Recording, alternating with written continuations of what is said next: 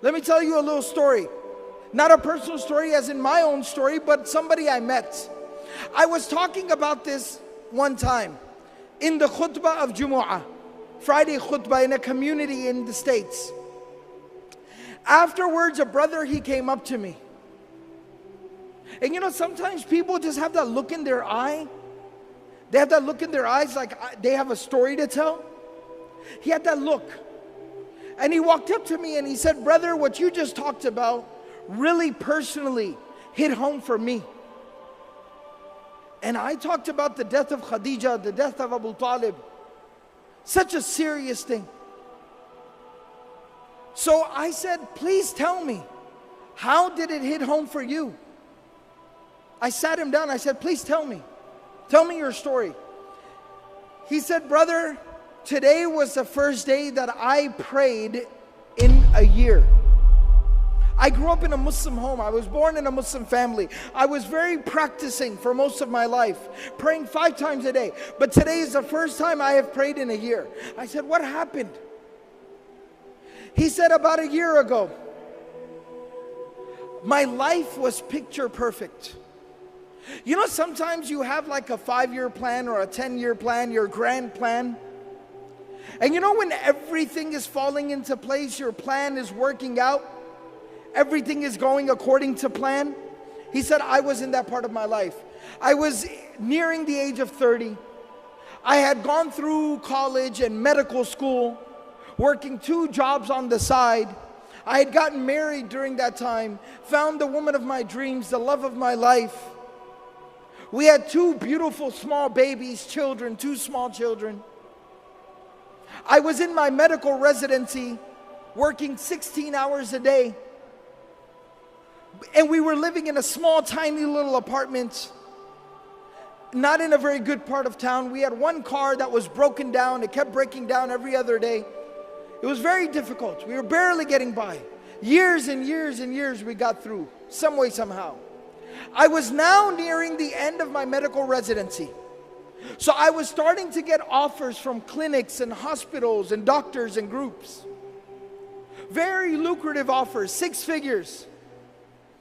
6 figures US, big deal.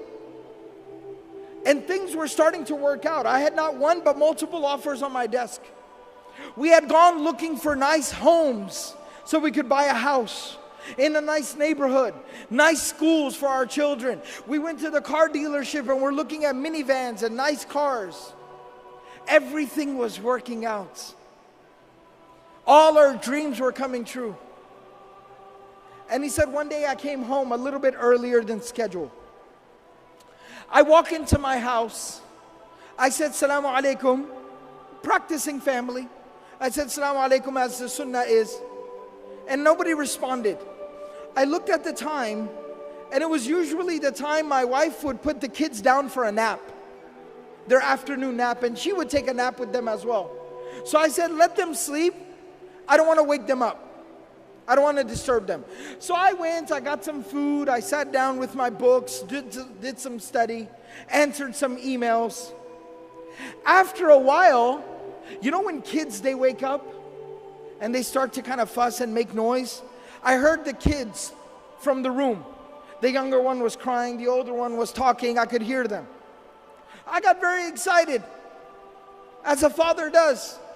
Let me go, they're awake. It's fun time, family time. So I go to the room and I walked in and my kids are sitting on the bed next to my wife. And my wife is laying there between them, motionless, still, not responding, not reacting. And it looked wrong. Being a doctor, I jumped right in and I checked her and she had been dead.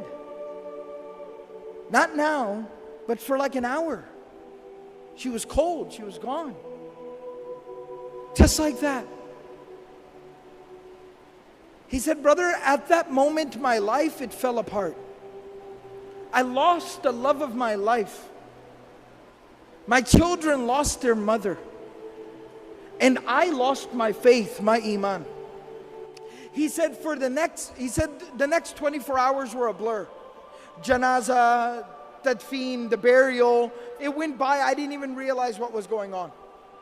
After that 24 hours ended and we buried her, I went to my room and I locked myself in my room, and I did not come out of my room for days.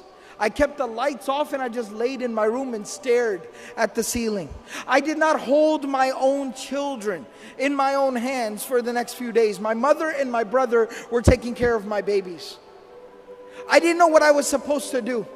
After a few days, I crawled out of bed. I reconnected with my children. I tried to get back to work, figure out how am I supposed to work and take care of my kids. My mother and my brother, they helped me so much. Slowly but surely, over the weeks and the months, I put my life back together again. I got back to work. I figured out the schedule for the children. And I started figuring things out, but there was one thing that was still missing. One thing I could not figure out. One thing I could not solve. My Iman was gone. My faith had been broken. I stopped praying. I no longer had faith. I was struggling. And he said, my brother, who wasn't just somebody who just showed up and just told me what to do. You know, some people, when they give advice, they're never there for you. They never help you. They don't support you. They just show up and tell you what to do. My brother was not like that. He looked after my kids. He stayed awake with my babies when I had to go to the hospital for a call. He's somebody who took care of me and my kids. I respect him. I love him. And he's very pious, very righteous. He prays. He kept telling me every single day, brother, come on, you need to pray. Brother, come on, you need to pray. But I kept resisting and refusing. He said, this morning, today, he showed up at my house and he said, I am not taking no for an answer. Mother will watch the children. You are coming to the masjid with me. You will come to Jumu'ah. You will put your face on the ground before Allah subhanahu wa ta'ala and you will pray. You will make sujood. You will say Allahu Akbar and that hole in your heart will be filled. And he said, and I came to the Jumu'ah, the Friday prayer, I heard the khutbah and you were telling the story of the Prophet ﷺ, how he lost the mother of his children, how he lost the love of his life. And I found the answer to my question. It made sense to me again. Think about this. After going through so much tragedy, how does somebody continue? How does the Prophet ﷺ wake up the next day, go out there and preach harder than he did yesterday, work harder than he did ever before, knowing that he's going to come home to an empty home, knowing that he's going to come home to an empty bed, knowing that he's going to come home and have to look at his children in the face and wipe the tears from their face that their mother is not coming back? How did he persevere? How did he continue? It was at that moment that Allah subhanahu wa ta'ala provided him a solution.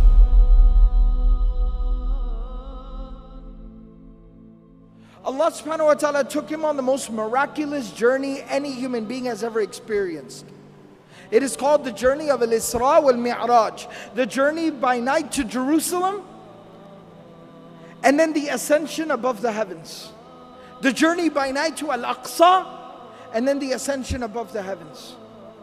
And there he got closer to Allah subhanahu wa ta'ala than any creation of Allah has ever gotten. Even Jibreel alayhi salam stopped at Sidratul Muntaha and he said that you are to go forward from here. And there Allah subhanahu wa ta'ala gave the Prophet sallallahu alayhi wasallam a gift. And that gift was the 5 times daily prayer. And Allah subhanahu wa ta'ala told the Prophet sallallahu alayhi wasallam, difficulties will come. Adversity will knock your door. Tragedies will befall you. But every single time you fall, stand back up and say Allahu Akbar. Every single time you deal with a difficulty, say Allahu Akbar. Salah will heal your wounds. It'll solve your problems. It'll ease your difficulties.